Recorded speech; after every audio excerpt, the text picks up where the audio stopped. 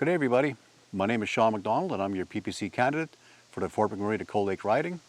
And today I want to discuss one topic that was brought up to my attention on a social media platform, and this is from Tekla Marie.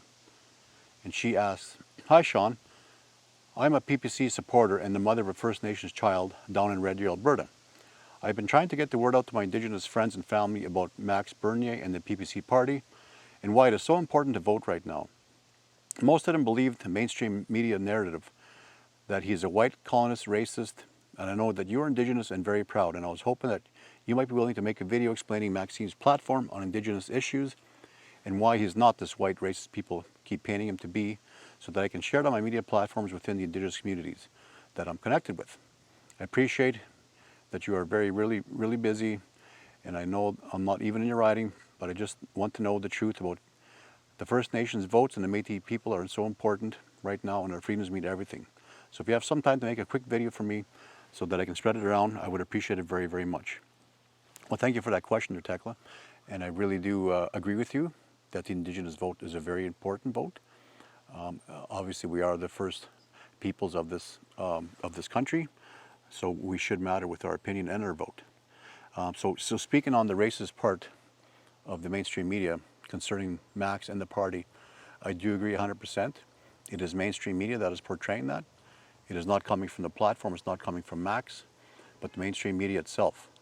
So me as a proud Métis man, like you said, I did my background check on the party, I did it on the platform, I did it on Max, and I dug and I couldn't find nothing that was mentioned by him or the party that even come close to being racist.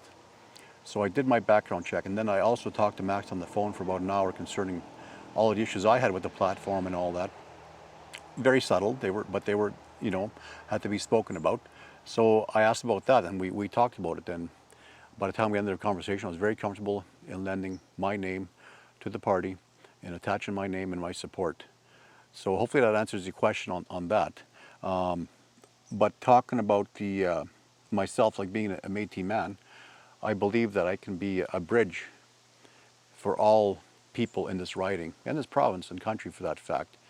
As a Métis man, I walk both sides of the fence. I'm Indigenous and I'm also non-Indigenous. I'm a mixture of everything. So I believe I can speak for all people. If you would let me voice your concerns, I want to hear your answer, your questions, and I want to voice them for you.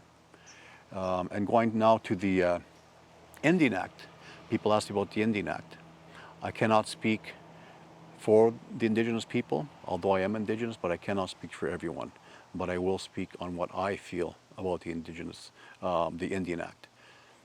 To me, it's very archaic, it's very old, and to me it's been produced and made up by a one-sided party, and by that I mean the government. The Indians back then did not have no say in it whatsoever.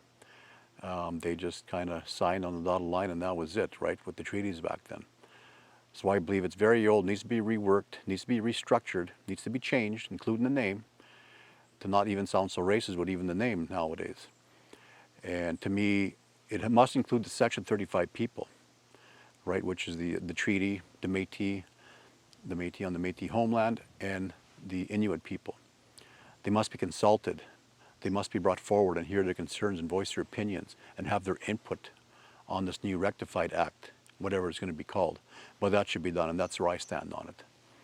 And as far as the $21 billion that the federal government claimed that they spend on Indigenous programs, to me, my question is, and what I question that, is when they allow immigrants into the country, they, of course, are Indigenous from their country. So are they encompassing all of the immigrants and the Canadian Indigenous people, such as myself, included in that $21 billion, the $22 billion that they spend annually? Or is it just specifically spent on us Canadian Indigenous people? So they must break that down, because that does make a difference on where that money is being spent. Are we being encompassed altogether, and are they included in that spend?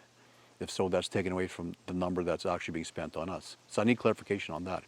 So I hope that answers your question there, and I really love to hear your questions, so please send them my way. And we do need your support. We are a very small party, and it's heavily funded by the candidate himself, right, and donations from our people that want to support us and sponsor us. So I thank you all for that. So like I say, we're a small party, we're fighting big parties that have very deep pockets, and it's very tough to do so, to get the word out, to get the signs out. And I thank you very much to our volunteers, the volunteer on my main team, the volunteers putting up signs, door knocking, throughout the riding. Without you, I would be nothing, and I am nothing without the people of this riding. So I hope to get your support in one way or another, and I will be back with a new video with a new topic. Thank you very much and have a good day.